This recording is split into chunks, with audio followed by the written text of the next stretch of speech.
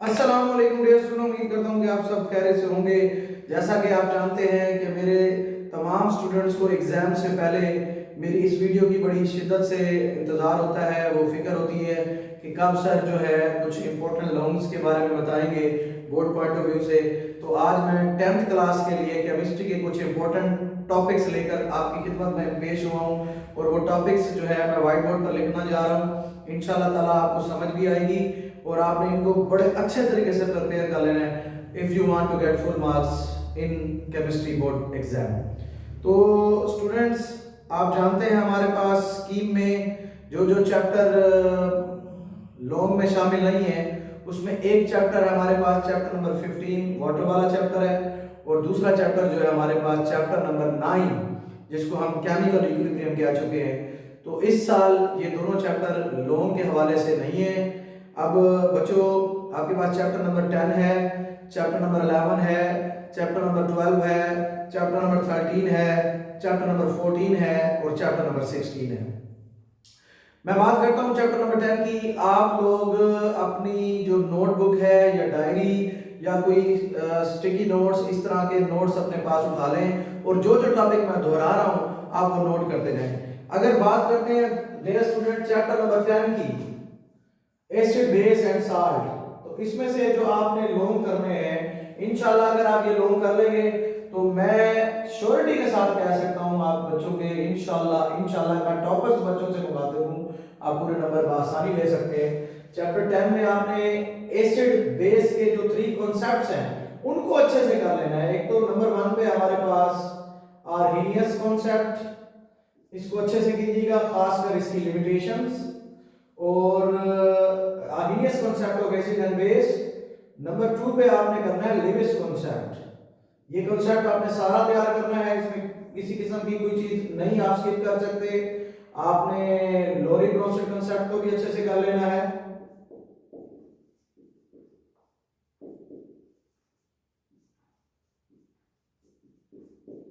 और एक और टॉपिक है जी जो कि बोर्ड पॉइंट ऑफ व्यू से काफी अहम समझा जाता है, वो है हमारे पास इस बार जो मुझे लग रहा है वो आपने लाजमी लाजमी करना है यूजेस ऑफ साल्ट्स।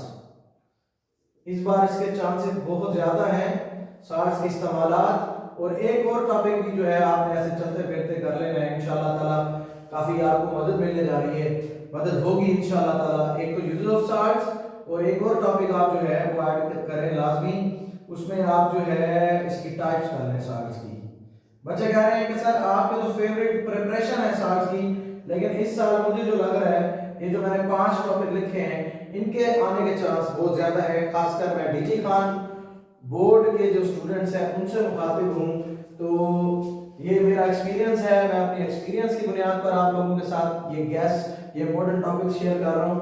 तो आप कोशिश कीजिएगा ये टॉपिक, वैसे तो आप लोगों ने सारा सिलेबस करना होता है, लेकिन as a teacher, as a helper मेरी ये ड्यूटी बनती है कि मैं अपने उन स्टूडेंट्स की मदद करूं जो बोर्ड में फुल मार्क्स लेना चाहते हैं। इसी तरह से बेटा हम आ जाते हैं चैप्टर नंबर 11 में।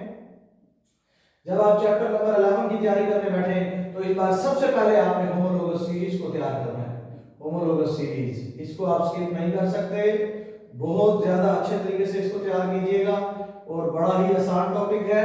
नंबर 2 पे आपने क्या करना है बच्चों, नंबर 2 पे आपने कैरेक्टरिस्टिक करनी है किसकी, ऑर्गेनिक कंपाउंड की। कोई सी 5 कर लीजिएगा, कैरेक्टरिस्टिक्स ऑफ ऑर्गेनिक कंपाउंड, ये कर लीजिएगा।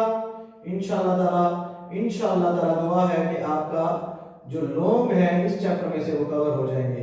Characteristic of organic compound. Number 3 पे आपने क्या करना है डियर स्टूडेंट, नंबर 3 पे आपने अच्छी तरह से, आपने बिल्कुल भी इस चीज को स्किप नहीं करना, यूजेस।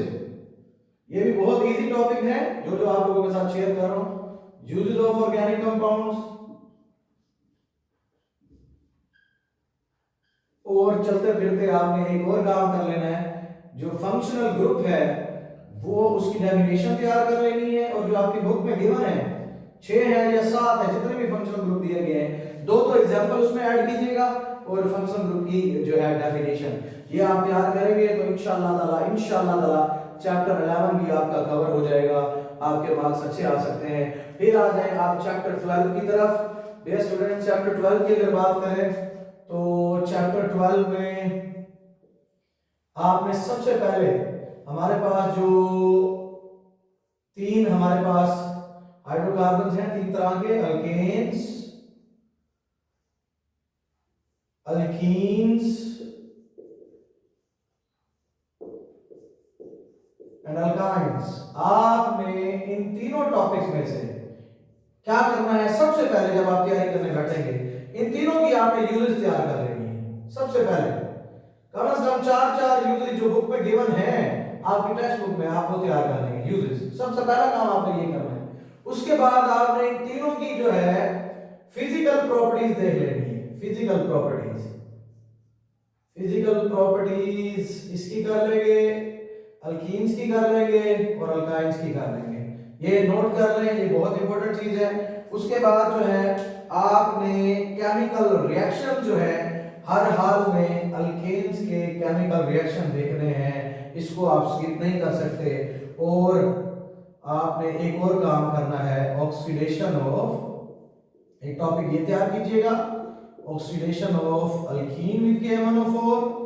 मैं इंशाअल्लाह ताला बहुत जल्द इसके ऊपर भी वीडियो बनाने जा रहा हूं, जिससे आपको काफी हेल्प मिलेगी। और एक है हमारे पास oxidation of alkyne with KMnO4, oxidation of alkyne with KMnO4।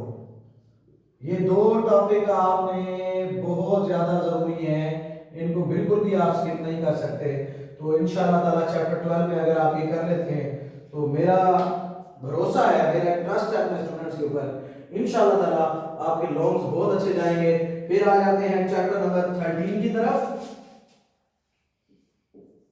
Dear students, chapter number 13 में आपने सबसे पहले इफेक्ट्स करने हैं। आप नंबर 1 पे करेंगे इफेक्ट्स ऑफ ग्लोबल वार्मिंग।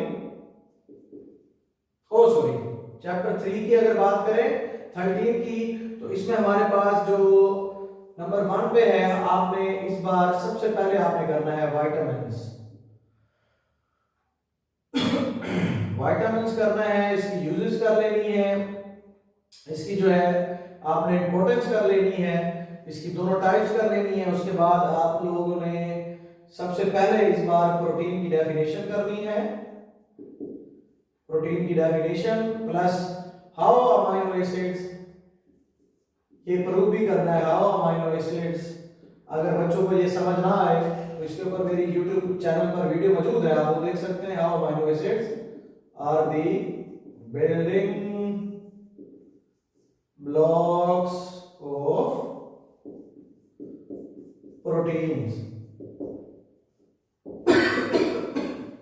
एक टॉपिक आपने ये करना है, सबसे पहले विटामिन्स कर लेना है, फिर आपने उसके बाद प्रोटीन की definition, how amino acid are the building blocks of protein, और लास्ट में आप जो है क्लासिफिकेशन कर लीजिएगा। सर किसकी क्लासिफिकेशन कर लें? डियर स्टूडेंट्स, आप जो है क्लासिफिकेशन कर लेंगे किसकी? कार्बोहाइड्रेट्स की। इंशाअल्लाह ताला मेरी दुआ है कि ये लॉन्ग भी आपके अच्छे जाएंगे, इस चैप्टर में से भी आपके अच्छे लॉन्ग हो जाएंगे, और चलते फिरते आपने डीएनए और आरएनए में फर्क भी कर लेना है।